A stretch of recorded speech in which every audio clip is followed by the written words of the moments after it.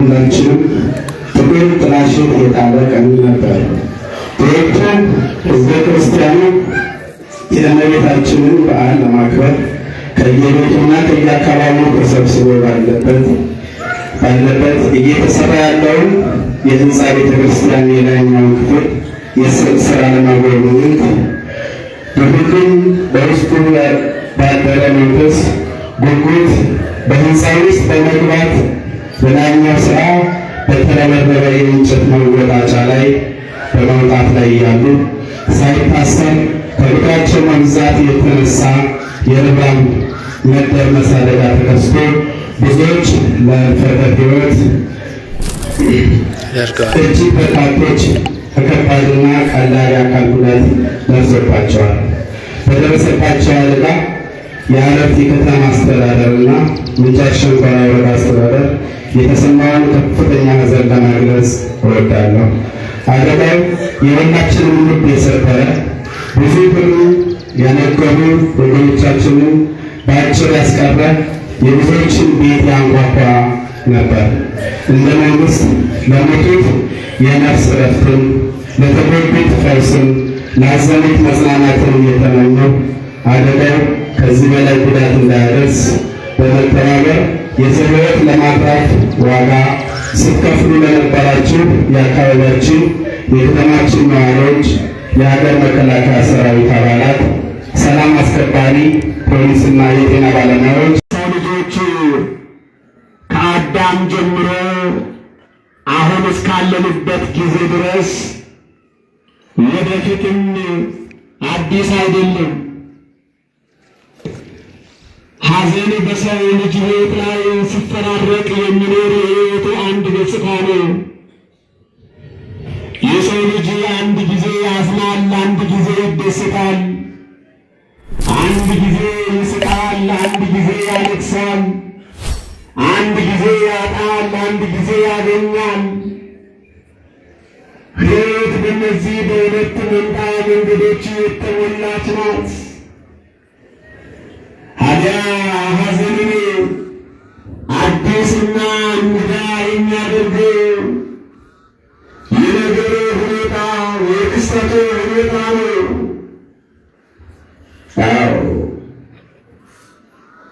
ትናንት ጠዋት ላይ በሀገረ ስብከታችን በምንጃር አረርቲ ከተማ በደብረ ገነት ቅድስት ማርያም ድንግል ማርያም ቤተ ክርስቲያን የደረሰብን ሐዘን አጥንት ይሰብራል፣ ልብ ያደማል። ሰው የሆነን ሁሉ ይፈታተናል። ነጭ ለባሽ ምንጃር ዛሬ ጥቁር ለብሷል። ቀዶ አልባሽ ምንጃር ዛሬ የሐዘን ካባ ለብሷል። ቆርሶ አጉራሽ ምንጃር ዛሬ የሐዘን ረሃብ አጠርቶታል። ይህ ከቃል በላይ ነው። ይህ ከመናገር በላይ ነው። ይህንን ሐዘን በቃል መግለጽ አይቻልም። ይህንን ሐዘን እንዲህና እንዲያ ነው ብለን መናገር አንችልም። ብቻ ሐዋርያት እንዳሉት የጌታ ፈቃድ ይሁን ብለን ዝም አልን ከማለት ውጭ የትኛውም ቋንቋ የትኛውም አረፍተ ነገር ይህንን ሐዘን አይገልጸውም። ሐዘን በየቤቱ ሲገባ ያደክማል። ሐዘን በየጎጆው ሲገባ እንባ መፍሰሻ ያጣል። እንባ ወደ ታች መፍሰሱን ትቶ እንደ እሳት ወደ ማቃጠል ይለወጣል። በሕዝባችን ላይ ፊት የምናየው ይህን የተቃጠለ ነው። ይህን ውስጥ የሚነካ ነው። እናት አባት በልጃቸው፣ ልጆች በእናታቸው ሐዘን ተውጠው እንዲህ ሲሆኑ ማየት በጣም ከባድ ነው። ሆኖም ግን ይህ ሐዘን የምንጃር ከተማና የምንጃር ሕዝብ ብቻ አይደለም። የኢትዮጵያ ኦርቶዶክስ ተዋሕዶ ቤተ ክርስቲያን ሙሉ ሐዘኗ ነው። የኢትዮጵያ ኦርቶዶክስ ተዋሕዶ ቤተ ክርስቲያን ብቻ አይደለም፣ ሰው የሆነ የዓለም ሁሉ ሐዘን ነው። ይህን አይቶ ውስጡ የማይለካ ልቡ የማይሰበር አለ ብለን አናስብም? የእግዚአብሔር ልጆች ሆኖም ታዲያ እግዚአብሔር የወደደው ይሆናል። የእግዚአብሔር ልጆች ይህንን ሳጻናም ቅድም በመግቢያ ላይ የገለጽኩላችሁን ኃይለ ቃል ራሱ ጌታችን አምላካችን መድኃኒታችን ኢየሱስ ክርስቶስ ዘየአምን ብየሚኒቤተ ሀዮ የሚያምርብን ቢሞትም ሕያው ነው አለ። የእግዚአብሔር ልጆች የሚያምርብን ስለ ሥላሴነትን አምኖ ተጠምቆ በልጅነት የኖረ በእግዚአብሔር ልጅነት ሴቶች በ80 ቀን ወንዶች በ40 ቀን ስለ ክርስትናቸውን አጥንተው አጥምቀው የኖሩ ልጆቻችን ወገኖቻችን ቢሞቱም እንኳን ሕያው ናቸው ነው የሚለን። ይህ ዝም ብሎ የተነገረ ቃል አይደለም። እንደዚህ በሐዘን የተመቱ በሐዘን ልት ላይ በሰቆሉ ወንድማቸውን በማጣት የእንባ ጎርፍ ሲያጎርፉ የነበሩ ቤተሰቦች የተነገረ እግዚአብሔር ቃል ነው። ለአንድ ምስኪን ቤተሰብ፣ ለአንድ አሳዛኝ ቤተሰብ የተነገረ ሕያውና ዘላለማዊ ቃል ነው። ሁለት እህትማማቾች ማርታና ማርያም ወንድማቸው አልዓዛር በሞት በተለያቸው ጊዜ ጌታችን አምላካችን መድኃኒታችን ኢየሱስ ክርስቶስ ከሩቅ ሆኖ መሞቱን አውቆ ወንድማችን ታሟል፣ ዘመዳችን ታሟል፣ ቤተሰባችን ታሟል እግዚአብሔር ሐዋርያቱ ሲናገር እነርሱም መልእክት ላኩበት እንዲህ ብለው የምትወደው ታሟል አሉት። አያችሁ እግዚአብሔር የሚወደው እና አይደለም እግዚአብሔር የሚወደው እግዚአብሔር ነው እርሱኛን የሚወደው። የእኛ ለእርሱ ያለን መውደድ በምንና በምን ቢለካ እንኳን ምን ያህል ፐርሰንት እንደሚሆን አይታወቅም። እግዚአብሔር ግን በፍጹም ፍቅር ይወደናል፣ በፍጹም አምላክነት ይወደናል፣ በፍጹም አባትነት ይወደናል። ስለዚህ የምትወደው ታሟል ብለን መልእክት ላኩበት። ዛሬም ጌታ የሚወዳቸው ናቸው የታመኑት፣ ጌታ የጠራቸው ናቸው የተጠሩት። ሌላ ምንም አይደለም። የምትወደው ታሟል ብለው ላኩበት። ሄደ የገሰገሰ ደቀ መዛሙርቱን አስከትሎ ወደ ማርያምና ወደ ማርታ ሄደ። እንደደረሰ ሞቶቹ የተቀበሉት አንተ እኮ በዚህ ብትኖር ወንድማችን ባልሞተ ነበር አሉት። አንተ በዚህ ከተማ ኖረ ቢሆን፣ አንተ በዚህ አካባቢ ኖረ ቢሆን ወንድማችን አይሞት ነበር አሉት። ከሞት ማስነሳቱን አላወቅም። ያሉት እነርሱ ህብስት አበርክቶ ሲያበላ፣ ብሉይ ሲፈውስ፣ ለምጻም ሲያነጻ፣ ዕውር ሲያበራ ነው ያሉት። ሞት ማስነሳቱን አላወቅም። ለእህቶቹ ያላቸው ማርታ ብታምስ ወንድምሽ ይነሳል አላት። ወንድምሽ ይነሳል፣ ሕያው ሆኖ ይነሳል አላት። አዎ በትንሣኤ ጉባኤ እንደሚነሳ አምናለሁ፣ አስተምረኸኛል፣ ይህን አውቃለሁ። እኔ እያልኩ ያለሁት ግን አሁን በዚህ ብትኖር ሌሎችን ሁሉ ሕመማቸውን በላያቸው እያራቅ እየፈወስ የ38 ዓመት ሕመምተኛን አልጋውን አሸክመህ ወደ ቤቱ እንደመለስከው ወንድሜንም እንደዚያ ትፈውሰው ነበር ብዬ ነው እንዳለች ያሳያል የእግዚአብሔር ቃል።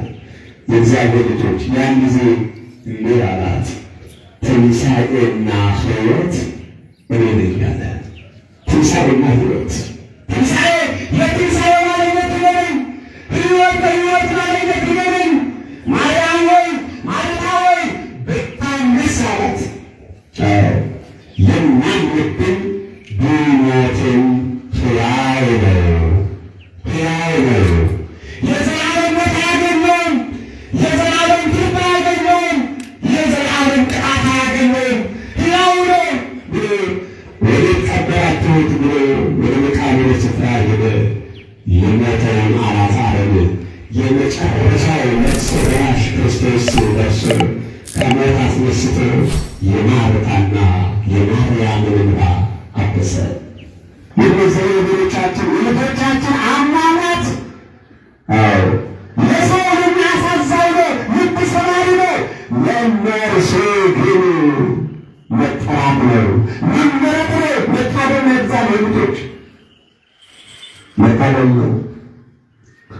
ምናልባትም በዚህ ያሉ ወገኖች በዚህ ያሉ ሁኔታ ስናያቸው እግዚአብሔር ነው የጥሪ ቀናችንን አብረን አድርግልን ብሎ የጸለዩ ይሆኑ? አሟሟታችንን አሳምርልን እንዲህ ያለ ሁኔታ አድርግልን ብሎ የተማጸኑ ይሆኑ ብሎ አይምሮን ብጠይቅ ያደርጋል። አይምሮን ብጠይቅ ያደርጋል። ምክንያቱም በመጽሐፍ ቅዱስ በአባቶቻችን ሕይወት በሰማዕታት ገድልና ታሪክ የምንማረው ነው። ዛሬ በምንዛር አረቱ ከተማ በቤተ ክርስቲያናችን የተደገመ እግዚአብሔር ልጆች አዲስ ታሪክ አይደለም፣ አዲስ ታሪክ አይደለም። ስለዚህ ወገኖቻችን ቢሞቱም ሕያዋን ናቸው፣ ዘላለማውያን ናቸው።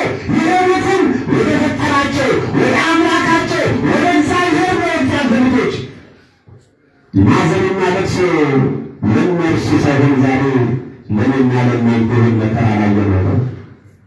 ወለታቻሪ እና እንደዚህ ደግሞ ከአዲስ አበባ ከድርገት መጣችሁ የተወለዳችሁ ከዚህ በአካባቢ አድባራት፣ ገዳማት፣ ካህናት፣ ደራሾች፣ ደራሲያን የተወለዳችሁ ሊቃውንተ ቤተክርስቲያን የተወለዳችሁ የሚያ ከተማ አረት የከተማ ሕዝቦች የተወለዳችሁ አዘንተኞች ሁሉም ማድረግ የሚቻለው እምነታችን ሁላችንም ያው እንደሆኑ የምንገናኝበትን እሱ ያውቃል።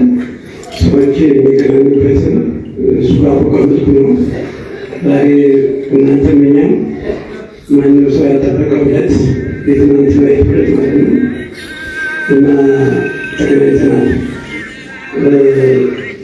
ቅድም መምህሩ ሲያስተምሩን ቅዱሱ ቃል ቅዱሱ አምላካችን በቅዱሱ ቃል ሰዎችን ያበረታታበት፣ ሰዎችን ያጽናናበት፣ ተስፋ የሰጠበት ሰዎች ቢሞቱ እንደማይሞቱ በሥጋ እግዚአብሔር ዛሬ ሰው የተላወሰ የተንቀሳቀሰ በስራ ቦታ በተለያየ ቦታ ሲሰራ ሲንቀሳቀስ ሲወጣ ሲወርድ የነበረው ሰው ትናንትና ወይም ዛሬ አብረን ስናስቀድስ ስንጸልይ አብረን ስናመሰግን የነበረ ሰው ዛሬ ወይም ትናንትና በማህበራዊ ሕይወት አንድ ላይ ተባብሮ ሲሰራ የነበረ ሰው ዛሬ ትናንትና በተለያየ መልኩ ቤተሰብ የሚያግዝ የሚረዳ በእውቀቱ በሀብቱ በጊዜው በገንዘቡ ቤተሰብ የሚያገለግል ሰው ነው ያጣነው ማለት ነው። ይህን ነው እግዚአብሔር ያለው። ዛሬ ሰው ነገ አፈር ይላል። ዛሬ ስናየው ሰው ነው የሚንቀሳቀስ አካል፣ ነገ ደግሞ አፈር ሆኖ እናየዋለን ይላል እግዚአብሔር ማለት ነው። አሁን እነዚህ ወገኖቻችን እዚህ እነሱ ወደ አፈር እየሄዱ እኛ ቆመን የተገናኘ ነው። እንግዲህ ሁሉም ሁላችን በጣም ሆኑ እንገነዘባለን። አሳዛኝ ነው ሞቱ፣ አስከፊ የሰማይ ሕይወትን አካላትን የሚያናውዝ ቢሆንም እኚህ ልጆቻችን ቅድም እንደተነገረው ቤተክርስቲያንን ተስፋ ነው። መቼ ነው ተመርቀው ገብተን ውስጡ ገብተን አስቀድሰን ስጋውን ተቀብለን እያሉ ጸልየው በፍቅር በጉጉት በፍቅር ነው ሲጎበኙ ሲያዩ ማለት ነው። እንግዲህ ስለዚህ ሲያገለግላት የነበረች ቤተሰብ ናት፣ ሲረዷት የነበረች ቤተሰብ ናት። እነሱ የሚያረፉት ቤተሰብ ነው ወገኖች። እነሱ ሞታቸው መሬታቸው ቤተሰብ ውስጥ ነው። ቅድም ሲነገር ሰምተናል። የሞት አመጣጡ የተለያየ ነው። ሞት ግን ይሄ አይደለም። ይሄ ግን የልጆቻችን ሞት አይደለም። ነፍስ ከመሰል መለየት፣ ነፍስ ከስጋ መለየት ነው። ሞት ማለት ሰው በክፉ ስራው